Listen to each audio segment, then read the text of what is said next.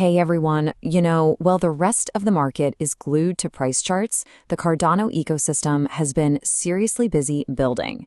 Today we're going to pull back the curtain and take a look at some of the biggest updates, from huge network growth to some really groundbreaking new projects. Let's dive in. So, what's really going on behind the scenes? What are the builders actually, building? We're going to cut right through the noise and look at the real data, the ambitious new launches, and the game-changing decisions that are shaping Cardano's future right now. Okay, before we jump into specific projects, let's ground ourselves in the data. This first section is all about getting a snapshot of the network's health and scale. And believe me, these numbers tell a pretty incredible story on their own. Let's kick things off with a number that's just, wow, $15.1 billion. That's the total value locked, or TVL, inside Cardano's DeFi ecosystem. That's basically the amount of money people trust enough to lock into the applications built on Cardano. That's a huge vote of confidence. And this next one? This is all about community conviction. 57.2% of all ADA is actively being staked.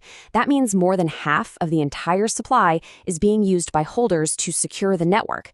That is a mind-blowing level of participation. And here's where the fuel for the future comes from. The Cardano treasury is sitting on $1.1 billion worth of ADA. And the cool part is this isn't some corporate fund. It's run by the community to fund new ideas and grow the entire ecosystem. So, when you pull it all together, what does this dashboard actually tell us? Well, it shows a network that has been up 100% of the time for nearly 3,000 days. It shows thousands of active pools and a steady stream of transactions. The data all points to one thing: a super stable and very, very active foundation.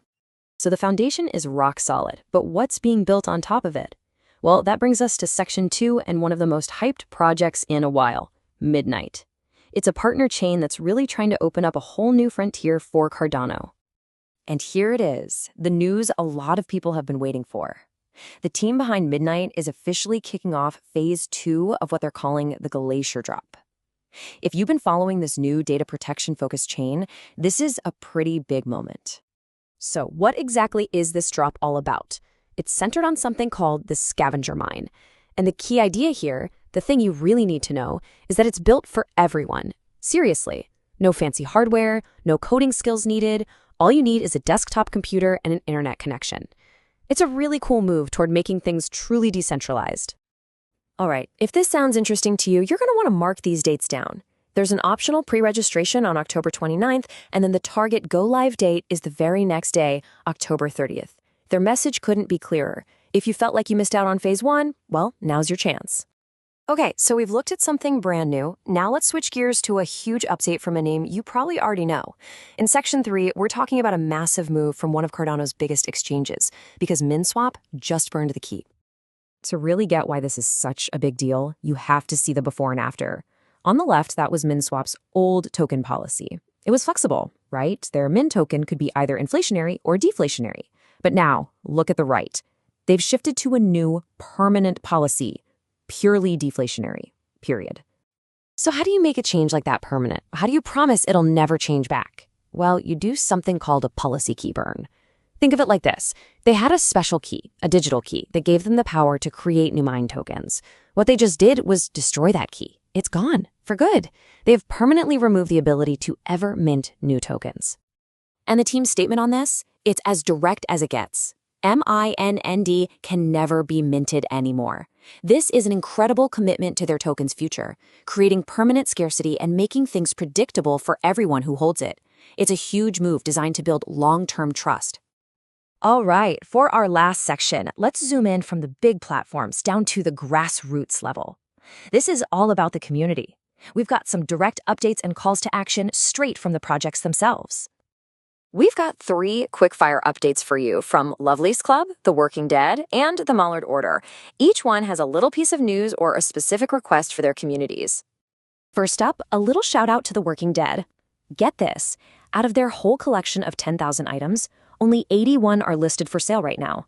That kind of scarcity shows that they have a really strong and committed community of holders, and the project is just calling on them to celebrate that. Next, we have a really specific call for help from the Lovelace Club, They are so close. They just need 20 more votes to get their Genesis Vault proposal to the next level. So if you're part of that community, they're asking you to head over and cast that vote to get this thing across the finish line. And finally, the Mallard Order is spreading its wings. They're expanding beyond Cardano and taking their community and their art over to HyperliquidX. To do that, they're putting together a consideration list, and they've got an open call for applications right now. It's just a great example of a project growing and taking its community with it. So let's just step back for a second. We've seen a rock-solid network, a brand new chain on the horizon, a huge DeFi player making a permanent promise, and communities that are just buzzing with activity.